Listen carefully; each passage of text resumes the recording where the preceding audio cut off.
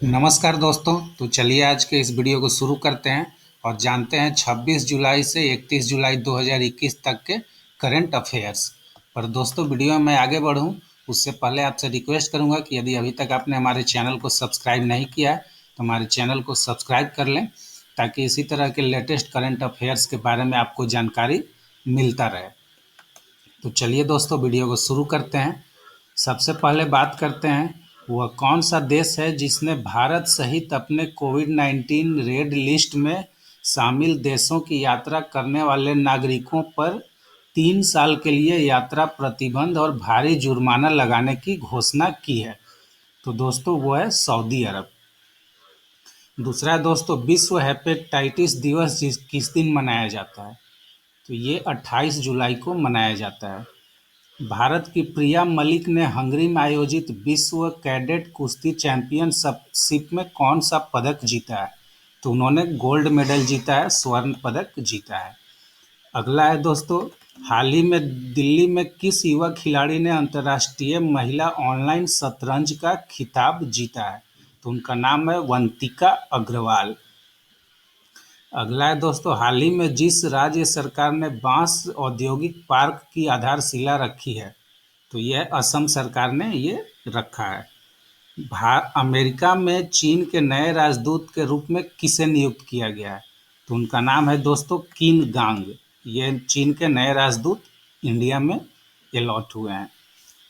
इसके आगे बात करें दोस्तों, अमेरिका ने हाल ही में भारत की टीकाकरण कार्यक्रम में सहायता के तौर पर कितने करोड़ डॉलर की मदद की घोषणा की है?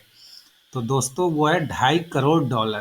अमेरिका ने हाल ही में $2.5 करोड़ इंडिया को दिया है, ताकि भारत में कोविड का वैक्सीनेशन प्रोग्राम सही से चलाया जा सके। इसके बाद दोस्तों, भारत अंतर्राष्ट्रीय बाघ दिवस किस दिन मनाया जाता है?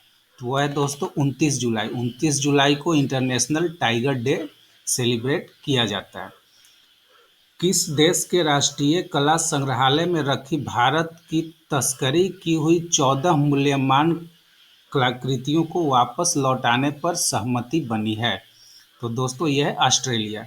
ऑस्ट्रेलिया ने भारत के द्वारा ले गया हुआ मूल्यवान 14 चीज़ों को लौटाने की घोषणा किया है।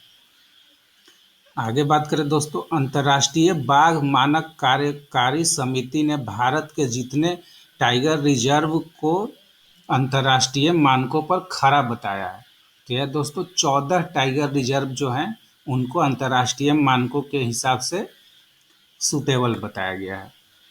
आगे बात करते हैं, हाल ही में चीन और किस देश ने युद्धग्रस्त देश को आतंकवाद का केंद्र बनने से रोकने के लिए अफगानिस्तान में संयुक्त कार्रवाई शुरू करने का फैसला किया है? तो वह है दोस्तों पाकिस्तान। हाल ही में किस देश के अंतरिक्ष एजेंसी रॉस कॉस्मोस ने इंटरनेशनल स्पेस स्टेशन में नौका नाम की अपने सबसे बड़ी अंतरिक्ष प्रयोगशाला लॉन्च की है? तो वो रूस है दोस्तों, रसिया ने ये लॉन्च किया है। भारत और किस देश के बीच 12वां संयुक्त सैन्य अभ्यास इंद्र 21 का आयोजन अगस्त 2021 में रूस के वोल्गोग्राद में किया जाएगा? तो ये दोस्तों इसका सही उत्तर है रूस। प्रधानमंत्री नरेंद्र मोदी ने गांव के बच्चों को प्ले स्कूल की सुविधा देने के लिए किस प्रोग्राम का शुभारंभ किया गया है? इस प्रोग्राम का नाम है विद्या प्रवेश प्रोग्राम। मानव तस्करी के खिलाफ विश्व दिवस किस दिन मनाया जाता है? तो 30 जुलाई। 30 जुलाई को मानव तस्करी के खिलाफ विश्व दिवस मनाया जाता है। हाल ही में मादक पदार्थ नियंत्रण ब्यूरो एनसीबी का प्रमुख किसे नियुक्त किया गया है? तो एसएन प्रधान को एनसीबी का डायरेक्टर नियुक्त किया गया है। हाल ही में भारत के जिस पूर्व महान बैडमिंटन खिलाड़ी का 88 साल की उम्र में निधन हो गया है, तो वो थे दोस्तों नंदू नाटेकर। इनका निधन हाल ही में 88 साल की उम्र में हो गया है। विश्व प्रकृति संरक्षण दिवस कब मनाया जाता है? इसका सही उत्तर है दोस्तों 28 जुलाई। 28 जुलाई को वर्ल्ड नेचर कंजर्वेशन डे मनाया जाता है। हाल ही में किस राज्य सरकार ने शुद्ध पेयजल उपलब्ध करवाने के लिए ड्रिंक फ्रॉम टैप योजना को शुरू किया है? तो इसका सही उत्तर है उड़ीसा। उड़ीसा ने ये योजना शुरू किया है। अंतर्राष्ट्रीय मुद्रा कोष IMF ने वित्तीय वर्ष 2021-22 के लिए किसी भी देश के GDP ग्रोथ रेट को कितने प्रतिशत रहने का अनुमान लगाया है? इसका सही उत्तर है दोस्तों 9.5%। कर्नाटक के नए मुख्यमंत्री के रूप में किसने शपथ ली? तो उनका नाम है बासवराज बोम्मई। इन्होंने कर्नाटक के नए मुख्यमंत्री के रूप में शपथ ली है। गुजरात काडर के किस वरिष्ठ IPS अफसर को दिल्ली पुलिस का नया आयुक्त बनाया गया है? इनका नाम है राकेश अस्थाना। हाल ही में किस केंद्रीय मंत्री ने सोहरा चेरापूंजी में ग्रीन सोहरा वनीकरण अभियान लॉन्च किया है? तो अमित शाह जी ने ये लॉन्च किया है। यूनेस्को ने किस राज्य में स्थित हड़प्पा युग के महानगर धोलावीरा को विश्व धरोहर सूची में शामिल किया है? तो गुजरात राज्य को इसमें शामिल किया गया है। हाल ही में टोक्यो ओलंपिक में कितने नए खेलों को शामिल किया गया है? तो इसका सही उत्तर है 4। टोक्यो ओलंपिक में 4 नए खेलों को शामिल किया गया है। नागरिक उड्डयन सुरक्षा ब्यूरो का महानिदेशक किसे नियुक्त किया गया है? तो उनका नाम है नासिर कमल। वह देश जिसके प्रसिद्ध लोक गायक फकीर आलमगीर का हाल ही में निधन हो गया।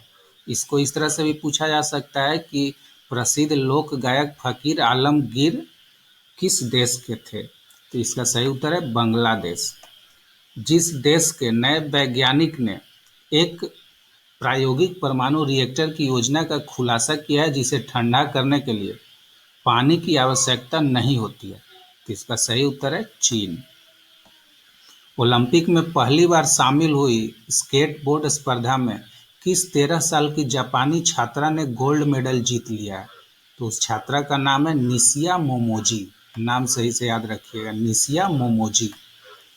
किस देश में हिंसक प्रदर्शन के बीच राष्ट्रपति कैस सैयद ने सांसद भागकर प्रधानमंत्री हिचेम मोचिची को उनके पद से बर्खास्त कर दिया? माफ कीजिएगा, संसद भंग कर। तो इसका सही आंसर है ट्यूनीशिया के राष्ट्रपति ने वहाँ के संसद को भंग कर दिया और वहाँ के प्रधानमंत्री हिचेम मेचिची को उनके पद से बर्खास्त कर दिया। उत्तर प्रदेश के मुख्यमंत्री योगी आदित्यनाथ ने जनता से संवाद के लिए किस पोर्टल को लॉन्च किया गया? तो उसका नाम है up.mygov.in। इंडोनेशिया के किस द्वीप में दुनिया का सबसे बड़ा सोलर फ्लोटिंग फॉर्म पानी में तैरता हुआ बनाने का काम सिंगापुर की सनशिप ग्रुप कंपनी को दिया गया है? इसका सही उत्तर है बॉटम द्वीप। इसको इस तरह से भी पूछा जा सकता है कि बॉटम द्वीप को बनाने का काम किस कंपनी को दिया गया है? तो उसका सही आंसर होगा sonship group. Weight lifter Mirabai Chanu ने टोक्यो ओलंपिक 2020 में 24 जुलाई को कौन सा पदक जीतकर इतिहास रच दिया? तो उन्हें ब्रॉन्ज मेडल मिला है, रजत पदक।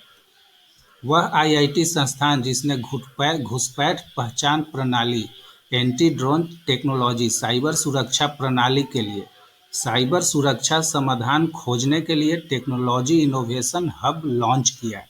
वो IIT दोस्तों है IIT कानपुर। किस राज्य में मची राजनीतिक उथल पुथल के बीच BS येदियुरप्पा ने मुख्यमंत्री पद से इस्तीफा देने का घोषणा किया है? कर्नाटक। विश्व मस्तिष्क दिवस किस दिन मनाया जाता है? इसका सही उत्तर है 22 जुलाई। कारगिल विजय दिवस किस दिन मनाया जाता है? 26 जुलाई। हाल ही में यूनेस्को ने तेलंगाना के किस मंदिर को विश्व धरोहर में शामिल किया गया?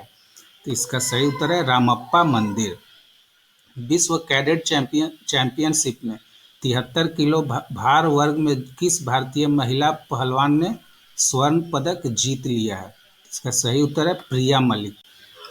किस राज्य सरकार ने शिक्षा के क्षेत्र में आपदा प्रबंधन विषय को अनिवार्य विषय बनाने की घोषणा की है?